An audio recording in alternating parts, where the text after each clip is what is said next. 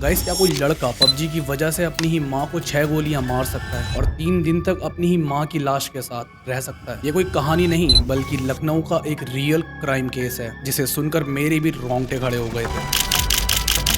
इस केस में जो किलर है वो नाबालिग था, जिस वजह से उसका नाम हम मेंशन नहीं कर सकते। साल 2022, एक आर्मी ऑफिसर का 16 साल का बेटा जिसे पबजी खेलने की लत लग चुकी थी। इस लड़के की माँ, जिसका नाम साधना था, इसे कई बार गेम खेलने से रोकती थी, डांटती थी और पढ़ाई करने के लिए फोर्स करती थी। और लड़का कई बार गुस्से में आकर अपनी ही माँ के ऊपर चिल्लाया करता था। एक दिन जब फिर से उस लड़के की माँ साधना ने कहा कि गेम बंद करो और जाके पढ़ाई करो, और बस इतने में ही इस लड़के ने गुस्से में आकर अपने पिता की सर्विस रिवॉल्वर निकाल के अपनी ही माँ के ऊपर 6 गोलियां चला दी। और फिर बाद में ऐसी कहानी बताने लगा कि आकाश नाम का एक लड़का घर आया था और उसी ने ही माँ को मारा, बहन को धमकाया और हमें चुप रहने को कहा। एंड 3 दिन तक सड़ती लाश के साथ उसी कमरे में रहा। लेकिन 3 दिन बाद जब बॉडी की स्मेल पड़ोसियों ने नोटिस की तो सारा का सारा सच सामने आ गया। जब पुलिस आई और घर की तलाशी शुरू की तो लड़के ने रोते हुए सब कुछ खुद एक्सेप्ट कर लिया कि मेरी माँ ने मुझे पबजी खेलने से रोका और मैंने गुस्से में आकर ये मर्डर कर दिया। जरा सोचो कैसे सिर्फ एक गेम ने एक छोटे बच्चे को अपनी ही माँ का हत्यारा बना दिया और एक परिवार हमेशा के लिए खत्म हो गया। याद रखो, लत सिर्फ खेल नहीं बिगाड़ती बल्कि किसी की जिंदगी तक खत्म कर सकती है। एंड ऐसे और भी रियल क्राइम केसेस के लिए